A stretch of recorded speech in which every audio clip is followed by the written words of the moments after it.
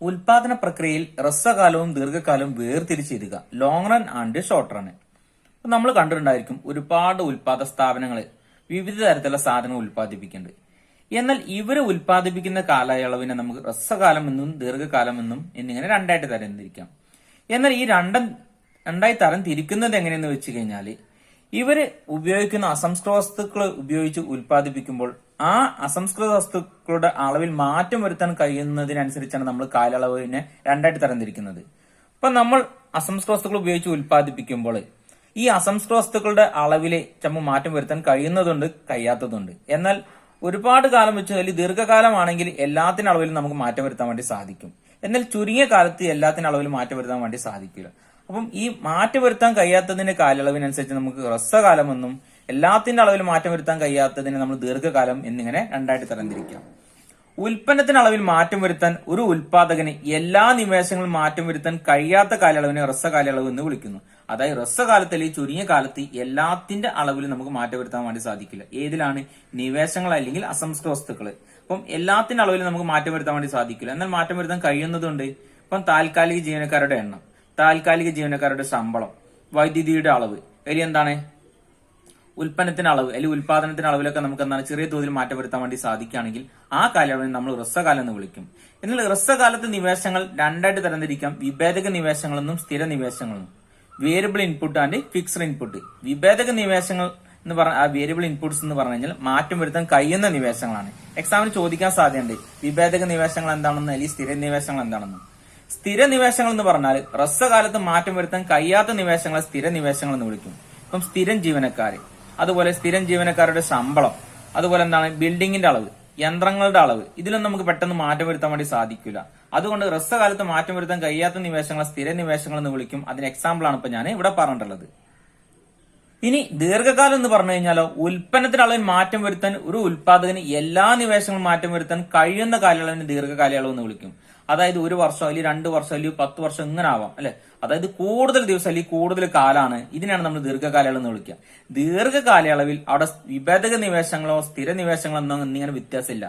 എല്ലാ നിവേശങ്ങളും വിഭേദക നിവേശങ്ങളാണ്. കാരണം ദീർഘകാലത്താണെങ്കിൽ നമുക്ക് സ്ഥിരം ജീവനക്കാരുടെ എണ്ണം, താൽക്കാലിക ജീവനക്കാരുടെ എണ്ണം, സ്ഥിരം ജീവനക്കാരുടെ ശമ്പളം, താൽക്കാലിക ജീവനക്കാരുടെ ശമ്പളം, യന്ത്രങ്ങളുടെ അളവില്, ബിൽഡിങ്ങിന്റെ അളവില്, പിന്നെന്താണ് അങ്ങനെ എല്ലാത്തിലും മാറ്റം വരുത്താൻ വേണ്ടി സാധിക്കും. ദീർഘകാലത്ത് അല്ലെങ്കിൽ കുറെ കാലം കിട്ടുകയാണെങ്കിൽ അവിടെ എല്ലാത്തിനും അളവിൽ നമുക്ക് മാറ്റം വരുത്താൻ വേണ്ടി സാധിക്കും. അതിനെ നമ്മൾ എന്തെന്ന് വിളിക്കുക? വിഭേദക നിവേശങ്ങൾ എന്ന് വിളിക്കും. അല്ലെങ്കിൽ ദീർഘകാലത്ത് വിഭേദക നിവേശങ്ങൾ മാത്രമേ ഉള്ളൂ, അവിടെ സ്ഥിര നിവേശങ്ങളില്ല. ഹ്രസ്വകാലത്ത് മാത്രമേ സ്ഥിര നിവേശങ്ങൾ, വിഭേദക നിവേശങ്ങൾ എന്നിങ്ങനെ വ്യത്യാസമുള്ളൂ. എക്സാമിന് 2 മാർക്കിന് ചോദിക്കുകയാണെങ്കിൽ ഇതിൽ ഏരി ഒന്നായിരിക്കും ചോദിക്കുക. ചിലപ്പോൾ വിഭേദക നിവേശങ്ങൾ അല്ലെങ്കിൽ സ്ഥിര നിവേശങ്ങൾ എന്ന് ഇങ്ങനെയും ചോദിക്കാൻ സാധ്യതയുണ്ട്. അപ്പൊ എങ്ങനെയായാലും നിങ്ങൾ പഠിച്ച് മനസ്സിലാക്കി പോവുക. എക്സാം നല്ല രീതിയിൽ അറ്റൻഡ് ചെയ്യണം. ശരാശരി ഉൽപ്പന്നവും സീമാന്ത ഉൽപ്പന്നവും തമ്മിലുള്ള ഏതെങ്കിലും 2 ബന്ധങ്ങൾ, A P and M P, 2 മാർക്കിന് വന്നൊരു ചോദ്യമാണ്.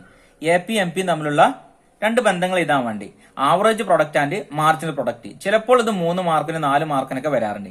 ചിത്രം വരച്ച് വിശദീകരിക്കാൻ വേണ്ടി പറയാറുണ്ട്. അങ്ങനെയാണെങ്കിൽ നമ്മൾ എന്താണ് ഇത് നല്ല രീതിയിൽ വിശദീകരിച്ച് പഠിച്ചു കഴിഞ്ഞാൽ തന്നെ 2 മാർക്കോ 3 മാർക്കോ 4 മാർക്ക് ഏതിന് വന്നാലും നിങ്ങൾക്ക് എക്സാമിന് എഴുതാൻ വേണ്ടി സാധിക്കും.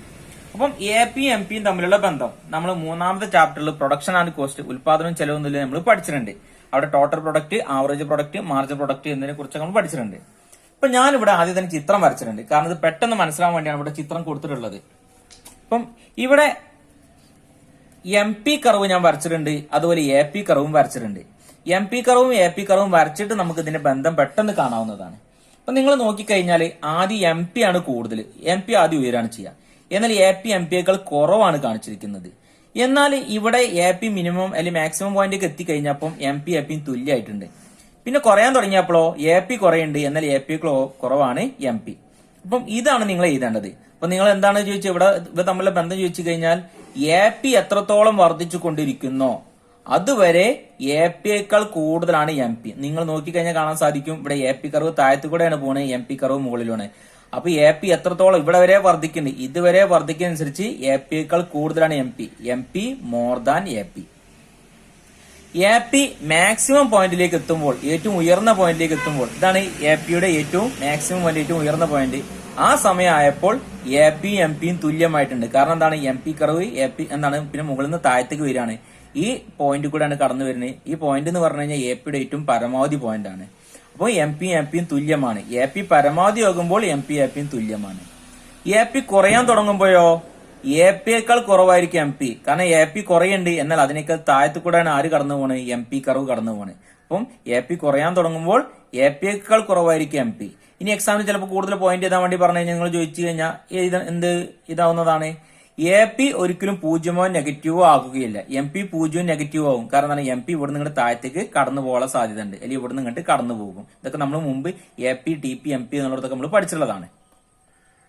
നമ്മൾ നേരത്തെ പറഞ്ഞു പോയിന്റാണ് എ പി എത്രത്തോളം വർദ്ധിച്ചു കൊണ്ടിരിക്കുന്നോ അതുവരെ എം പിയേക്കാൾ എം പി എ പിയേക്കാൾ കൂടുതലായിരിക്കും. അത് എ പി എത്രത്തോളം വർദ്ധിച്ചു കൊണ്ടിരിക്കുന്നോ എ പിയേക്കാൾ കൂടുതലായിരിക്കും എം പി. ഇനി എ പി പരമാവധി ആകുമ്പോൾ എ പി ഏറ്റവും മാക്സിമം പോയിന്റിലേക്ക് എത്തുമ്പോൾ എ പി എം പിയും തുല്യമായിരിക്കും. എ പി കുറയാൻ തുടങ്ങുമ്പോൾ എം പി എ പിയേക്കാൾ കുറവായിരിക്കും. അല്ലെ, ഇത്രയാണ് നമ്മളിവിടെ പറഞ്ഞിട്ടുള്ളത്. എക്സാമിന് എന്തായാലും ചോദ്യം പ്രതീക്ഷിക്കാവുന്നതാണ്.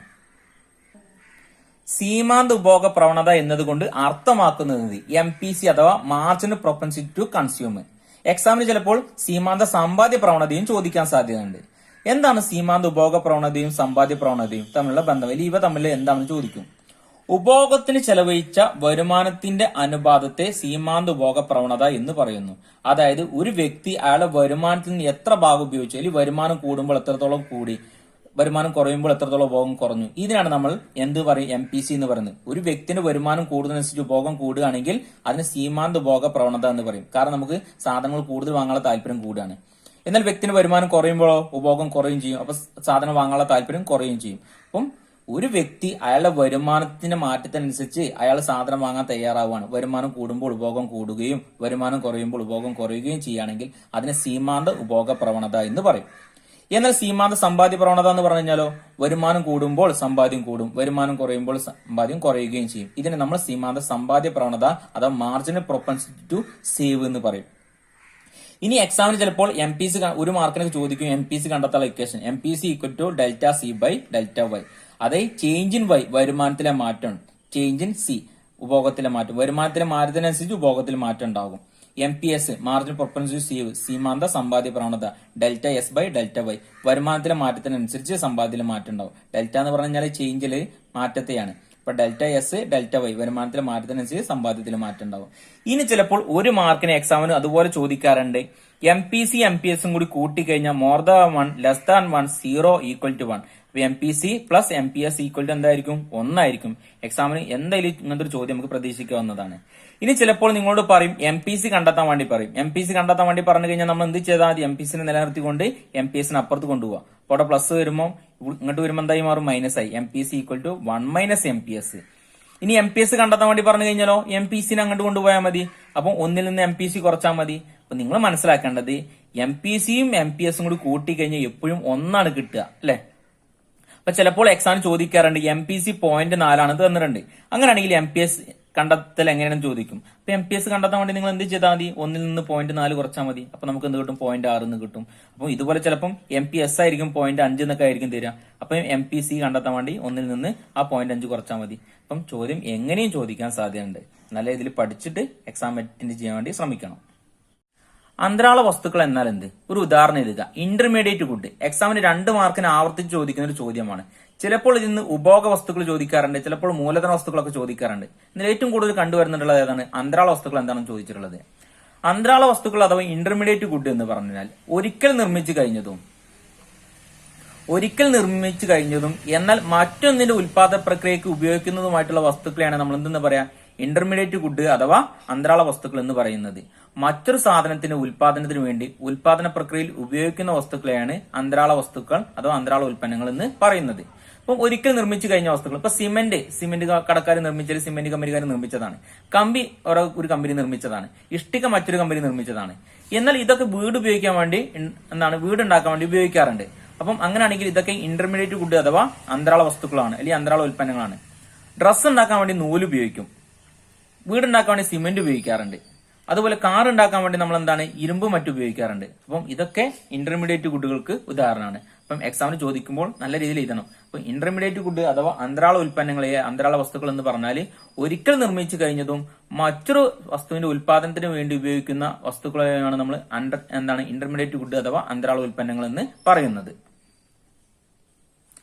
നികുതിയേതര വരുമാനത്തിന് രണ്ട് ഉദാഹരണങ്ങൾ എഴുതുക. നികുതി അല്ലാത്ത രീതിയിൽ ഗവൺമെന്റ് കിട്ടുന്ന വരുമാനം. അപ്പൊ നികുതി ആയിട്ട് കിട്ടുന്നതുകൊണ്ട് നികുതി അല്ലാത്ത രീതിയിൽ ഗവൺമെന്റ് വരുമാനം കിട്ടും. അപ്പൊ നികുതി ആയിട്ട് കിട്ടുന്നത് നിങ്ങൾ കണ്ടിട്ടുണ്ടായിരിക്കും. നികുതി തന്നെ പലതരത്തിലുണ്ട്. അതുപോലെ നികുതി അല്ലാത്ത രീതിയിലും ഗവൺമെന്റ് വരുമാനം കിട്ടുന്നുണ്ട്. അപ്പൊ നികുതി അല്ലാത്ത രീതിയിൽ എങ്ങനെ ഗവൺമെന്റ് വരുമാനം കിട്ടുക? അപ്പൊ നമ്മൾ റോഡിൽ നിന്നൊക്കെ നമ്മൾ ഹെൽമെറ്റ് ഇല്ലാതെ വാഹനങ്ങൾ ഓടിച്ചാൽ അല്ലെങ്കിൽ എന്താണ് ട്രാഫിക് നിയമം ഇങ്ങനെ ലംഘിച്ചു കഴിഞ്ഞാൽ എന്താണ് പോലീസ് പിടിക്കാറുണ്ട്. അപ്പൊ നമ്മൾ എന്താണ് അവിടെ ഫീസ് അല്ലെങ്കിൽ ഫൈൻ കൊടുക്കാറുണ്ട്. അപ്പൊ അത് ഗവൺമെന്റിലേക്ക് കിട്ടുന്ന വരുമാനമാണ്. അതുപോലെ റോഡുകൾ ടോളും കാര്യങ്ങളും പിരിക്കുന്നത് നിങ്ങൾ കണ്ടിട്ടുണ്ടായിരിക്കും. അത് ഗവൺമെന്റ് കിട്ടുന്ന വരുമാനമാണ്. അപ്പൊ അങ്ങനെ മറ്റുള്ള ഒരുപാട് രീതിയിൽ ഫീസായിട്ടും ഫൈനായിട്ടും ടോളായിട്ടും ഒക്കെ ഇതിൽ ഗവൺമെന്റ് കിട്ടാറുണ്ട്. ഇതിനൊക്കെ നമ്മൾ നികുതിയേതര വരുമാനം എന്നാണ് പറയാം. അപ്പൊ എക്സാമിന് 2 മാർക്കിന് 2 പോയിന്റ് ഒക്കെ ആയിരിക്കും ചോദിക്കല്. നികുതിയേതര വരുമാനത്തിന് ഉദാഹരണം ഏതാണെന്ന് ചോദിച്ചു കഴിഞ്ഞാൽ ഫീസ് ഫൈൻ ഇതൊക്കെ നിങ്ങൾക്ക് വേണമെങ്കിൽ എഴുതാവുന്നതാണ്.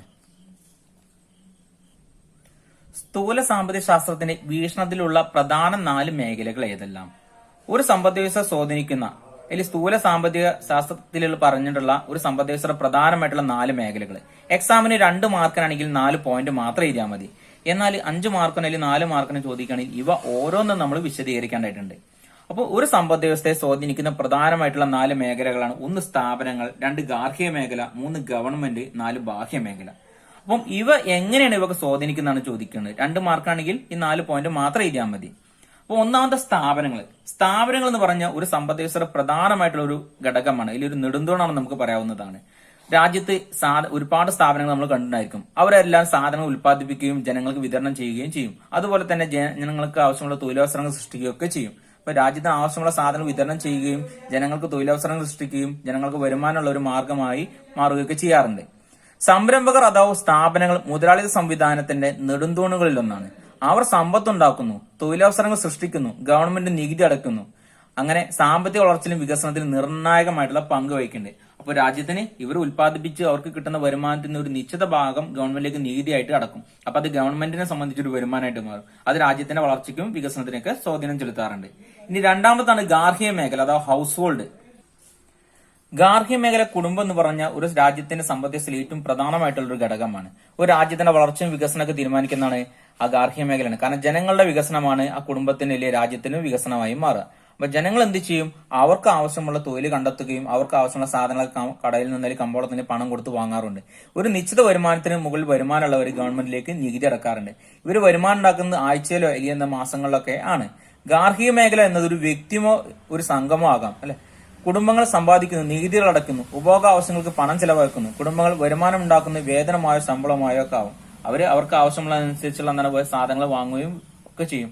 എന്നാൽ എന്താണ് ഈ ഒരു സാധനം വാങ്ങുന്നത് അവരുടെ വരുമാനം ഉപയോഗിച്ചാണ്. വരുമാനം എന്ന് പറഞ്ഞു കഴിഞ്ഞാൽ അവർ സ്വന്തമായിട്ട് തൊഴിൽ കണ്ടെത്തുകയും ആ തൊഴിലിനനുസരിച്ചുള്ള സാധനങ്ങൾ അവർ വാങ്ങി ഉപയോഗിക്കുകയൊക്കെ ചെയ്യും. അവർ പരോക്ഷമായിട്ടും അല്ലെങ്കിൽ പ്രത്യക്ഷമായിട്ടും പരോക്ഷമായിട്ടും ഒക്കെ നികുതി അടക്കാറുണ്ട്.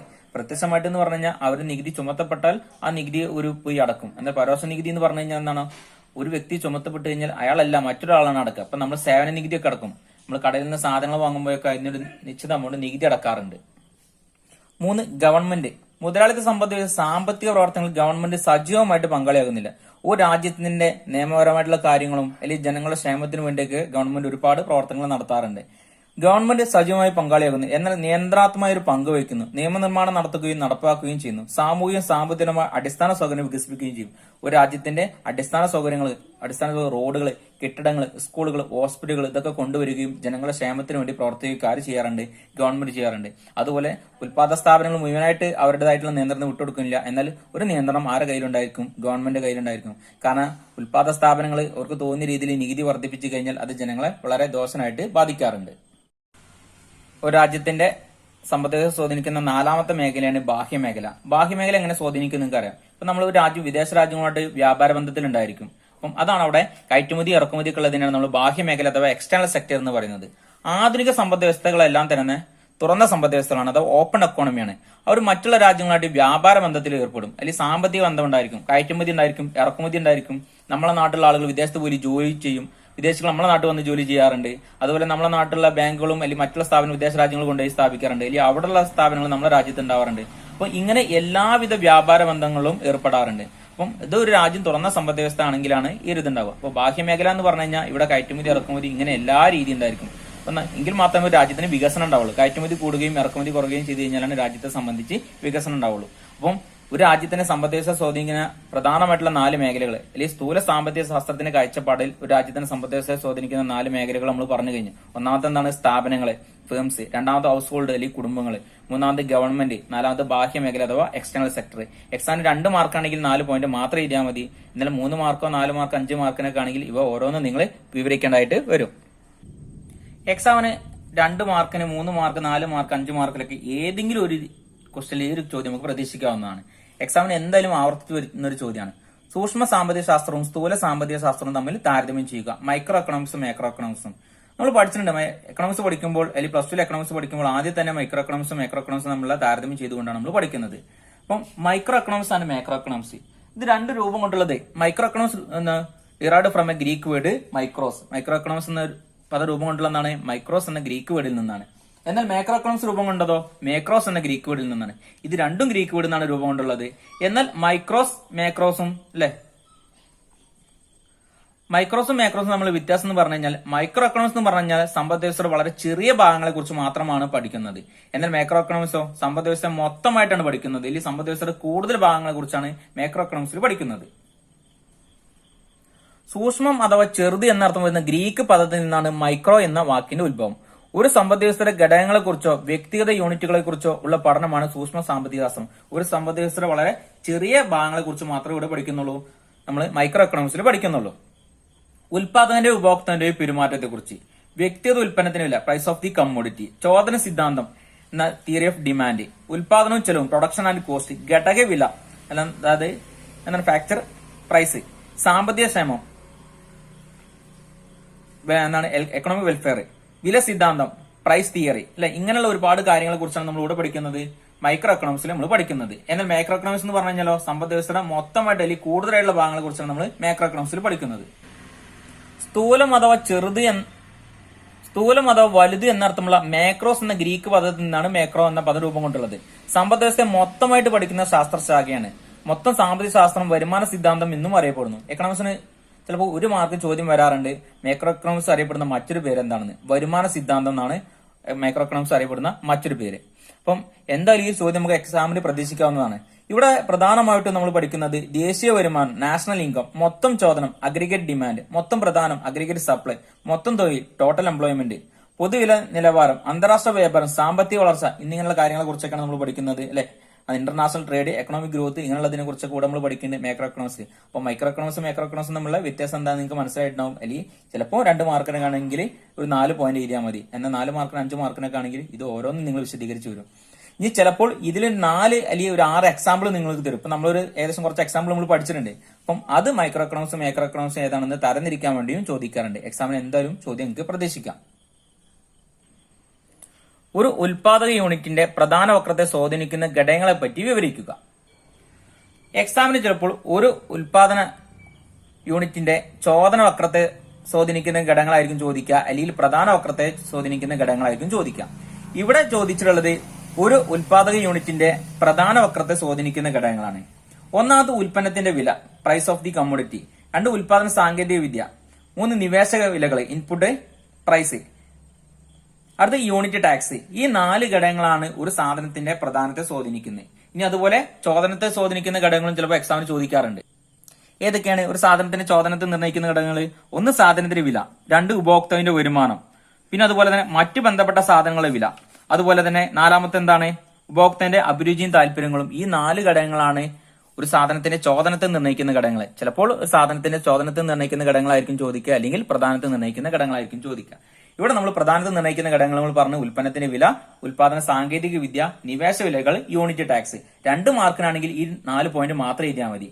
എന്നാൽ 4 മാർക്കിനും 5 മാർക്കിനാണെങ്കിൽ ഇവ ഓരോന്നും നമ്മൾ വിശദീകരിക്കേണ്ടതായിട്ട് വരും. ഉൽപ്പന്നത്തിന് വിലയും പ്രധാനവും തമ്മിൽ പോസിറ്റീവ് ബന്ധമാണുള്ളത്. ഉൽപ്പന്നത്തിന് വില വർദ്ധിച്ചാൽ പ്രധാനം വർദ്ധിക്കുകയും വില കുറഞ്ഞാൽ പ്രധാനം കുറയുകയും ചെയ്യും. ഇത് നമ്മൾ പഠിച്ചിട്ടുണ്ട്.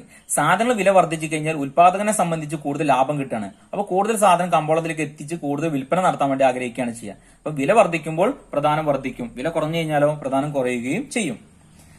മെച്ചപ്പെട്ട സാങ്കേതിക വിദ്യ അല്ലെങ്കിൽ ഉൽപാദന സാങ്കേതിക വിദ്യ അനുകൂലമാണെങ്കിൽ എന്താണ്, കുറഞ്ഞ സമയം കൊണ്ട് കൂടുതൽ ഉൽപാദനം നടത്തുകയും സപ്ലൈ അല്ലെങ്കിൽ പ്രധാനം കൂട്ടാൻ ശ്രമിക്കുകയും ചെയ്യാം.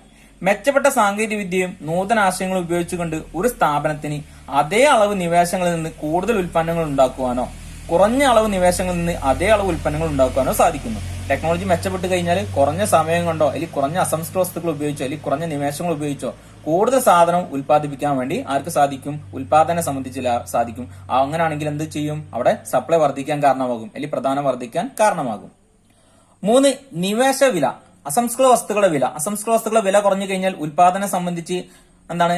കൂടുതൽ സാധനം മാർക്കറ്റിലേക്ക് എത്തിക്കാൻ വേണ്ടി സാധിക്കും. കാരണം കുറഞ്ഞ വിലയ്ക്ക് എന്താണ്? കൂടുതൽ അസംസ്കൃത വസ്തുക്കൾ വാങ്ങുകയും കൂടുതൽ ഉൽപാദനം നടത്താൻ വേണ്ടി സാധിക്കുകയും ചെയ്യും. അപ്പം അതേ കമ്പോളത്തിൽ എന്താണ് വിറ്റഴിക്കുന്ന അതേ സാധനങ്ങളുടെ വിലക്ക് വീണ്ടും വീണ്ടും കൂടുതൽ സാധനങ്ങൾ മാർക്കറ്റിൽ എത്തിക്കാൻ വേണ്ടി സാധിക്കും. അപ്പം അസംസ്കൃത വസ്തുക്കളുടെ വില കുറഞ്ഞു കഴിഞ്ഞാൽ ഉൽപാദനം സംബന്ധിച്ച് കൂടുതൽ ലാഭം ഉണ്ടാക്കാൻ വേണ്ടി അയാൾ എന്താണ്? കൂടുതൽ ഉൽപാദനം നടത്താൻ വേണ്ടി ശ്രമിക്കും. 4. യൂണിറ്റ് ടാക്സ്, അല്ലെങ്കിൽ സാധനങ്ങളുടെ നികുതി കുറഞ്ഞു കഴിഞ്ഞാൽ എന്താണ്? ഉൽപാദനം സംബന്ധിച്ച് കൂടുതൽ ലാഭം ഉണ്ടാവും. അങ്ങനെയാണെങ്കിൽ എന്ത് ചെയ്യും? കൂടുതൽ സാധനം മാർക്കറ്റിലേക്ക് എത്തിച്ച് എന്താണ്? കൂടുതൽ വിൽപ്പന നടത്തി ലാഭം ഉണ്ടാക്കാൻ വേണ്ടി ശ്രമിക്കും.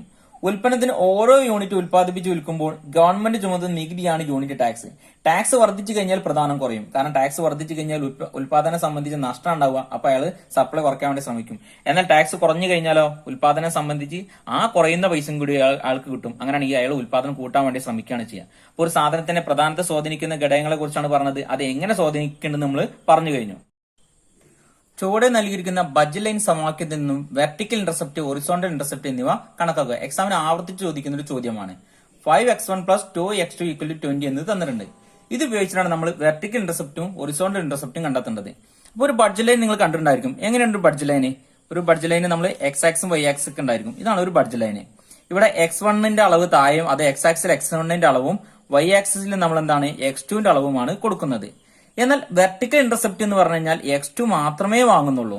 എന്നാൽ ഹൊറിസോണ്ടൽ ഇന്റർസെപ്റ്റ് എന്ന് പറഞ്ഞു കഴിഞ്ഞാലോ x1 മാത്രമേ വാങ്ങുന്നുള്ളൂ. അപ്പം ഹൊറിസോണ്ടൽ ഇന്റർസെപ്റ്റിൽ x1ന്റെ അളവ് മുഴുവൻ യൂണിറ്റ് വാങ്ങുകയും x2ന്റെ അളവ് വാങ്ങാതിരിക്കുകയും ചെയ്യും. എന്നാൽ വെർട്ടിക്കൽ ഇന്റർസെപ്റ്റിലോ x2ന്റെ അളവ് മാത്രമേ വാങ്ങുന്നുള്ളൂ, x1ന്റെ അളവ് വാങ്ങുന്നില്ല. ഇത് ഉപയോഗിച്ചാണ് നമ്മൾ ഹൊറിസോണ്ടലും വെർട്ടിക്കൽ ഇന്റർസെപ്റ്റ് നമ്മൾ കണ്ടെത്താൻ വേണ്ടി പോകുന്നത്.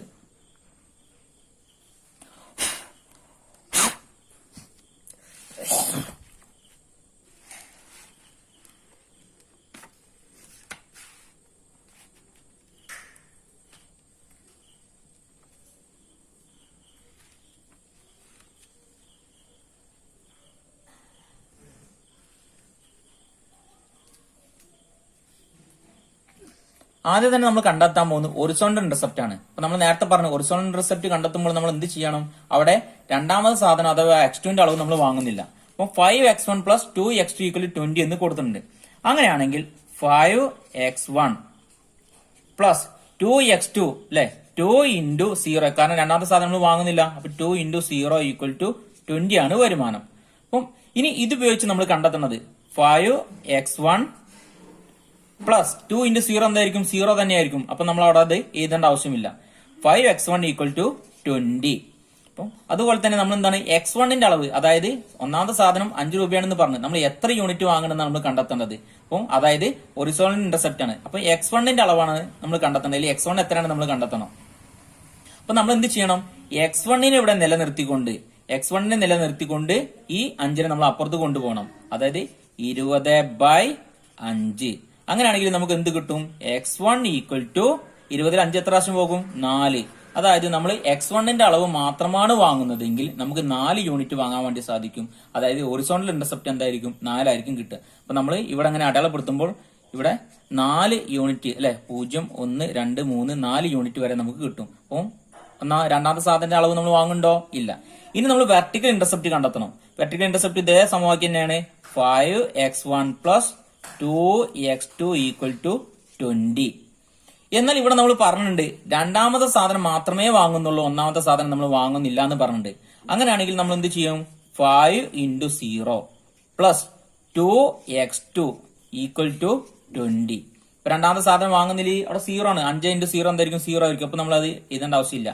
2x2 = 20. അപ്പം x2ന്റെ അളവ്, x2 എത്രയാണ് നമ്മൾ കണ്ടെത്തേണ്ടത്? അപ്പം x2 = ഈ രണ്ടിന് നമ്മൾ അപ്പുറത്ത് കൊണ്ടുപോകണം. അപ്പൊ x2 = 20/2. അതായത് x2 = നമുക്ക് എന്ത് കിട്ടി? x2 = 10 എന്ന് നമുക്ക് കിട്ടിക്കഴിഞ്ഞു. അപ്പൊ നമ്മൾ ഹൊറിസോണ്ടൽ ഇന്റർസെപ്റ്റും വെർട്ടിക്കൽ ഇന്റർസെപ്റ്റും നമ്മൾ കിട്ടിക്കഴിഞ്ഞു. അതായത് x2ന്റെ അളവ് എന്താണ്? x2ന്റെ വില എത്രയാണ്? 2 രൂപയാണ്. അപ്പൊ 20 രൂപയ്ക്ക് നമുക്ക് എത്ര യൂണിറ്റ് വാങ്ങാൻ വേണ്ടി സാധിക്കും? 10 യൂണിറ്റ്.